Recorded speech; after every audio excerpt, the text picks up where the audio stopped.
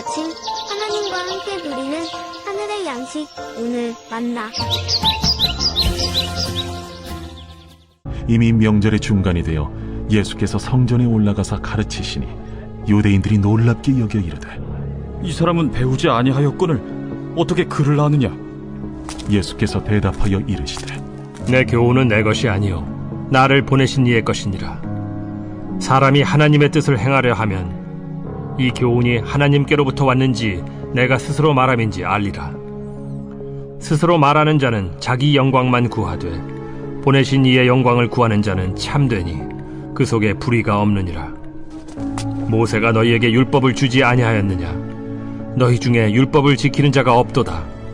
너희가 어찌하여 나를 죽이려 하느냐? 당신은 귀신이 들렸도다. 누가 당신을 죽이려 하나이까? 내가 한 가지 일을 행하매 너희가 다 이로 말미암아 이상히 여기는도다. 모세가 너희에게 할례를 행했으니 그러나 할례는 모세에게서 난 것이 아니오 조상들에게서 난 것이라. 그러므로 너희가 안식일에도 사람에게 할례를 행하느니라. 모세의 율법을 범하지 아니하려고 사람이 안식일에도 할례를 받는 일이 있거든. 내가 안식일에 사람의 전신을 건전하게 한 것으로 너희가 내게 노여워하느냐? 외모로 판단하지 말고 공의롭게 판단하라. 오늘 본문 14절에 이미 명절 중간이 되어라는 표현이 있는데요. 여기서 명절은 이스라엘의 3대 절기 중 하나인 초막절 또는 장막절을 말합니다. 초막절은 하나님께서 출애굽 이후 광야 40년 동안 지켜주신 그 은혜를 기념하기 위해 일주일간 초막을 짓고 온 가족이 거기서 머물며 지켰던 절기를 말하는데요. 예수님은 이 명절의 중간에 예루살렘 성전으로 올라가십니다. 명절의 한복판에 많은 사람들이 모인 예루살렘 성전에서 말씀을 통해 자신을 드러내시죠.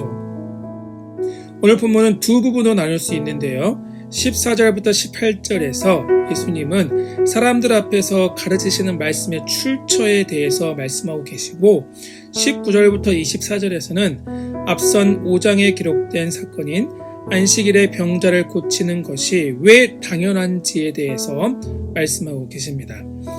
예수님께서 사람들이 많은 성전에서 말씀을 가르치실 때 유대인들의 반응은 이렇습니다. 15절이에요. 유대인들이 놀랍게 여겨 이르되 이 사람은 배우지 아니하였거든 어떻게 글을 아느냐 하니. 예수님이 다른 랍비들처럼 말씀을 배운 적이 없는데 예수님의 가르침의 권세에 대해 유대인들은 놀랐습니다. 예수님은 자신이 가르치시는 말씀의 출처를 16절에서 이렇게 밝히시죠. 내 교훈은 내 것이 아니요 나를 보내신 이의 것이니라. 예수님의 가르침은 자신을 보내신 하나님께로부터 왔다고 말씀하십니다. 요한복음은 예수님을 소개할 때 철저하게 하나님이 우리를 위해 이 세상에 보내신 자라고 증거합니다. 예수님은 모든 것을 하나님께 보고 들은 것으로 말씀하시고 행하고 계십니다. 하나님께 들은 것을 말씀하시고 행하는 것은 무엇입니까? 이것을 17절에서는 하나님의 뜻이라고 말씀하고 계십니다. 하나님께 듣고 그 들은 것을 행하는 것이 바로 하나님이 이루고자 하시는 하나님의 뜻이라는 거죠. 이렇게 하나님의 뜻을 말씀하신 예수님은 이제 18절에서 스스로 말하는 자는 자신의 영광만을 구하지만 보내신 이의 영광을 구하는 자는 참된 자라고 말씀하고 있습니다. 다시 말해 하나님의 뜻을 이루는 자는 곧 하나님의 영광을 구한다라는 뜻입니다.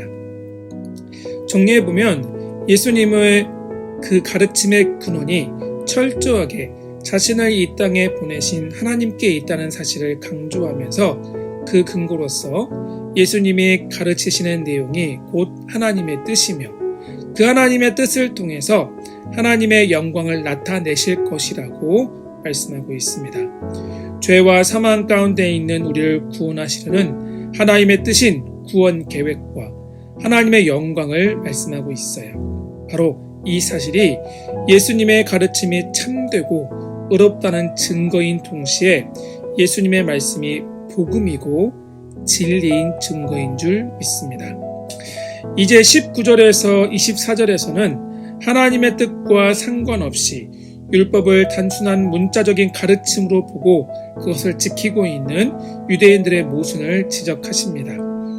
유대인들은 남자아이를 낳으면 율법대로 낳은 지 8일 만에 할례를 행합니다. 할례를 통해서 하나님의 언약 백성이라는 사실을 확인하죠. 심지어 그 8일째 되는 날이 안식일이라고 할지라도 그들은 할례를 행했습니다.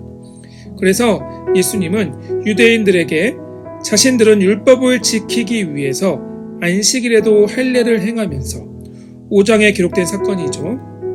안식일에 38년 된 병자를 온전케 고치는 것, 오랫동안 질병으로 고통받고 있는 병자의 아픔을 아시고 그 사람을 고쳐서 온전케 하는 것이 하나님의 뜻, 다시 말해 생명을 살리는 것이 바로 하나님의 뜻이고 하나님의 영광을 나타내는 것인데 뭐가 문제가 되냐고 말씀하십니다. 예수님은 여기서 하나님의 뜻과 하나님의 영광과 상관이 없이 자신의 뜻과 자신의 영광을 드러냈던 유대인들의 모순되고 불신앙적인 모습을 지적하고 계시죠.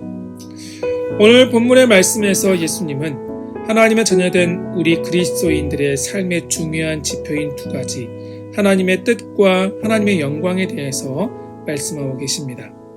우리는 그리스도인으로 오늘 하루를 살아갈 때도 많은 사람들을 만나서 수많은 생각과 말과 행동을 결정할 것입니다.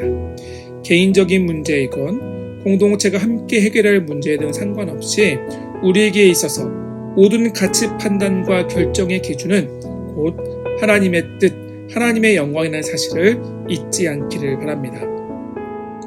우리가 하는 말과 행동과 결정이 각 사람을 세우고 영혼을 살리며 공동체에 덕을 끼치는 하나님의 뜻인 하나님의 영광을 위한 것인지를 깊이 고민해 봐야 합니다. 비록 그 말과 행동과 결정이 내게는 조금 손해가 된다 할지라도 하나님의 뜻과 영광을 위해서라면 믿음으로 과감하게 결단하고 순종하는 오늘 하루 우리의 삶이 될 수 있기를 소망합니다. 우리의 이런 용기와 믿음의 결단을 통해 오늘 하루 우리의 삶 가운데 하나님의 뜻이 온전히 이루어지고 하나님의 영광에 드러나는 복된 하루가 될 수 있기를 주 이름으로 축원합니다.